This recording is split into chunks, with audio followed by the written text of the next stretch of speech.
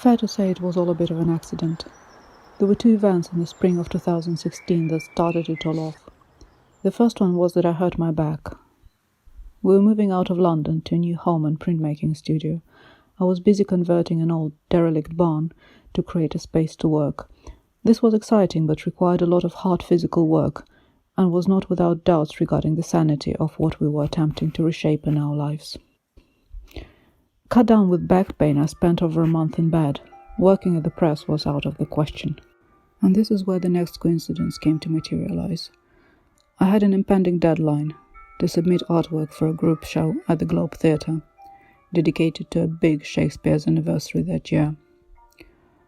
I could have said no to the opportunity or settled on reworking some old images, but I didn't. And looking back, I think this provided the trigger to attempt something outside my comfort zone, reassess my routines and reconnect with meaningful things in life. Now I love printmaking. Its material and physical limits, as well as some open-ended possibilities, work for me like nothing else. I love my press and I love my messy, oily inks.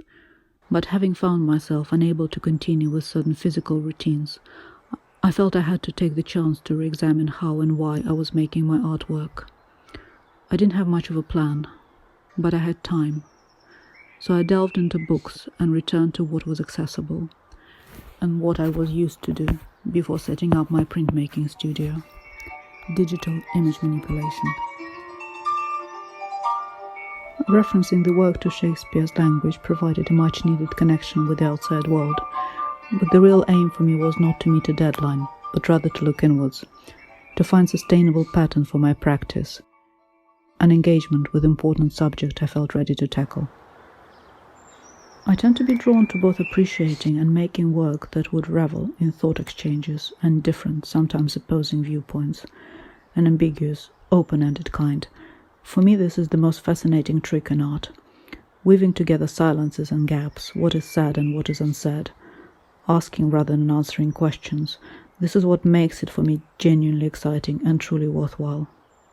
The world reflects differently in each and every human's mind, and the best art is equally completed and challenged by an input from its audience. There is no objectivity. The creator is not a godlike figure. Life is a flux between chaos and logic, but through art one can and does have a chance to experience the world from another person's point of view, and learn how to fill those gaps, join the dots, stay alert and engaged, and beyond that put an unconditional value on the beauty and brevity of life. In Shakespeare's text, then, a human mind finds whatever it wants to find or open to discover. There are ample gaps to fill, conclusions to draw, parallels to trace, alternatives to consider. The genius seems to be in the work's glue-like quality to create chains of human interaction and thought, a true ability to connect. And naturally with Shakespeare I stumbled upon an incredible sparring partner. The more I read and listened, the more I wanted to think about it, argue and contend. Just think of the images words like this would invoke. No blemish but the mind, quality of mercy, gap of time, the edge of all extremity, skipping spirits, and so on and so forth. Spellbinding. Early on I decided a couple of things. Firstly, I needed some formal uniformity to the series, and secondly, I would not be able to stop at just a couple of images. I was keen to explore the language, the associations, the concepts, and because there was so much original poetic wealth to work with, and my imagination was already suitably engaged with a number of different subjects, I had to figure out a stable and coherent framework and discipline to accommodate all that variation. I'm not an expert here, but I think I picked on some echoes from key theatrical concepts, those of form, light, perception and motion, things that make theatre resonate so strongly with the human mind. There was additionally a fifth silent device, namely the subject itself, time.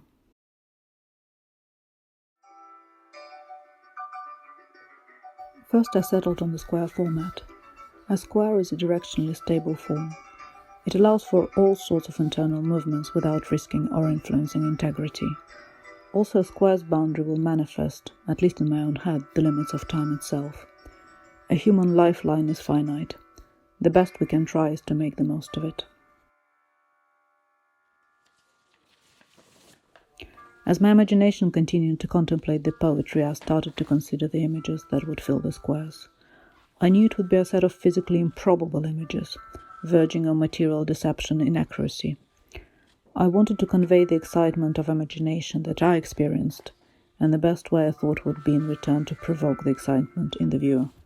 As a printmaker, I was used to making flat two-dimensional works, and never before I needed to work out a method in which the depth of the space I worked in would become critical to the whole visual language. This is where I completely stepped outside my comfort zone. Very quickly I came to realize that depth requires light.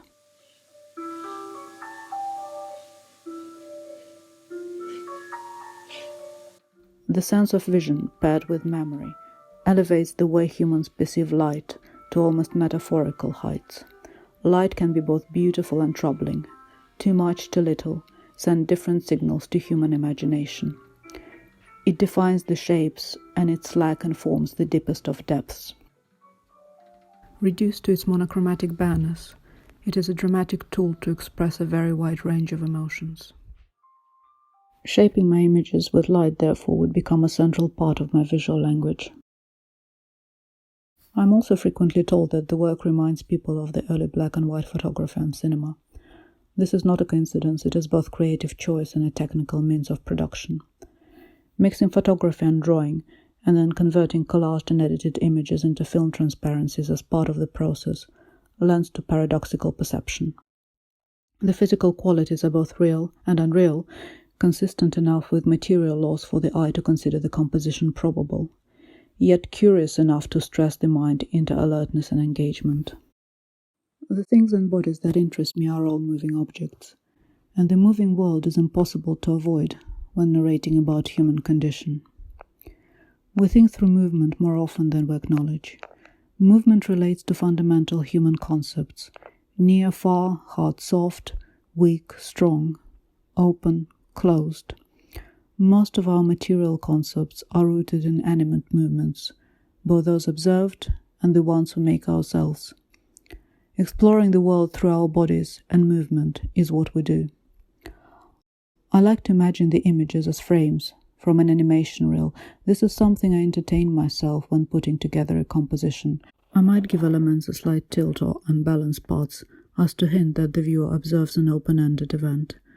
For me, it is akin to freezing a basic unit of memory in a single frame.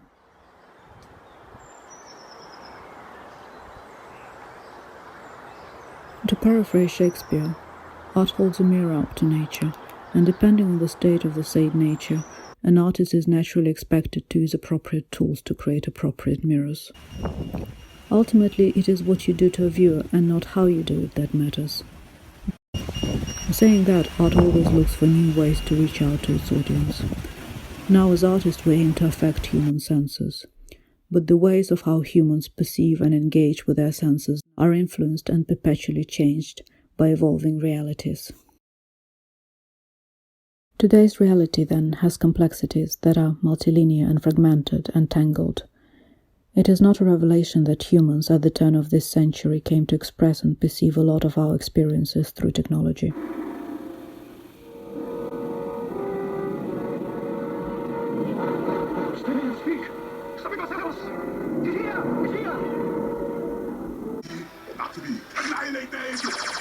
Who do you think he was? I don't know. Give me some light. And so it was my return to digital image manipulation that energized me and gave me confidence that the project like this could be pulled off. I just had a feeling that to incorporate a vast number of sometimes contradictory subjects, I had to mix together both traditional, physical making techniques and modern methods of manipulating images and hence thinking. Shakespeare himself spoke of corrupting words. I think of it as corrupting images, in the name of idea and art, of course. No more. To sleep? No more. To construct my compositions, I move between two distinct visual vocabularies, one of freehand drawing with its expressive and lucid and organic and free-flowing style, and mechanical elements designed by algorithms, and I let them interact. I think of it as a paradox of a human reality being somewhere halfway between nature and technology.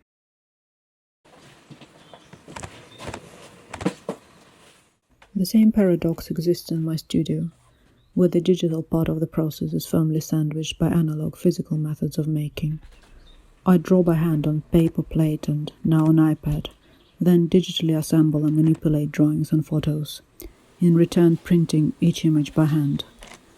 At the end I create physical artifacts, the print itself, and that is supremely important to me.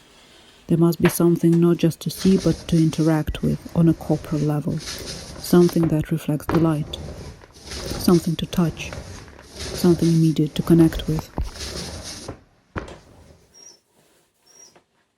There is yet another paradox. The plates I use are on the way out. Quite literally, they will be phased out of production in a matter of years. As printing industry methods are rapidly changing in favor of direct printing from files, the plates will disappear from circulation very soon.